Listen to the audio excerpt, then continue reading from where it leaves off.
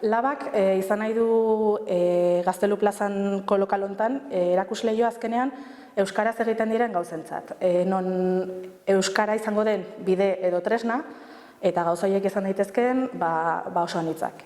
Leku hau izan daiteke azkenean prozesu horietarako kanalizatzaile moduko bat eta gero bertan erakutsi ahal izateko prozesu horietatik ateratzen diren emaitzak edo prozesua bera batzuetan.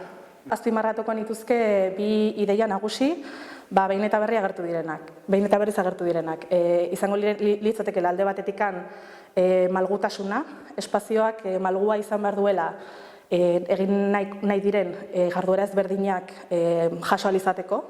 Hori gero diseinuan izan daiteke mugikorrak diren elementuak edo beste nolabaiteko mugimendua egon behar duela eta adaptabilidade hori.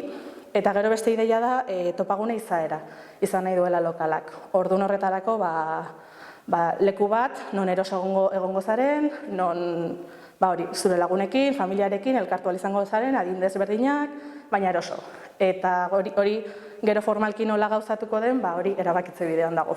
Diseinu malgu horren barruan, egongo direla gauza finko batzuk, edo gutxienez mugituko diren arren, finkoak izango diren gauza batzuk.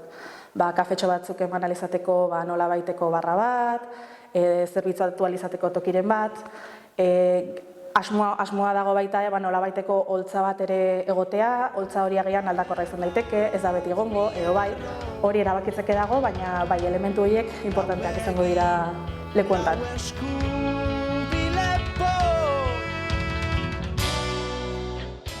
Laba proiektua hasieratik berezia izan da, pandemian pixkat ernatu delako eta pixkat gara ilun horietan hasi ginen amesten proiektua eta hortarako prozesu parte hartzaile zabal bat egin nuen eta 30 lagun hasi ginen eta 30 lagun heldu gara oraino talde desberdinetan, prozesu parte hartzaile hauek duten formula horiekin, plenarioa, gero talde txikietan lan egin, 11 ideia ditugu, eta orain ari gara hortarako, azkenean, modu batean eta gordinki esan da, dirua biltzen, ez?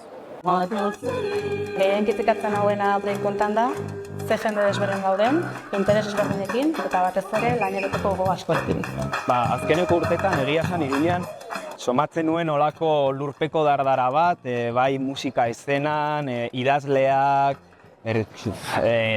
denetarik Iruñean biltzen ari ginela, eta hor bazegoen zerbait, eta ez genuen ukitzen ahal, eta lehen aldiz esku artean dugu, eta hori erabat ilusionagarria iruditzen zait, eta zerbait ederra sortuko dugula, ez dut inongo zalantzarik. Lehenik eta behin, oraindik ez dagoenez oso argi zer izango den, pixka bat intriga, ez? Puntu hori, badagoelako zerbait nahiko potentea mugitzen ari dena, eta izan dudan oportunitatea horren parte izateko intriga eta gero uste dudala eta nik musikari bezala izango dela espazio bat non bultzatuko diren eta piztuko diren beste asko.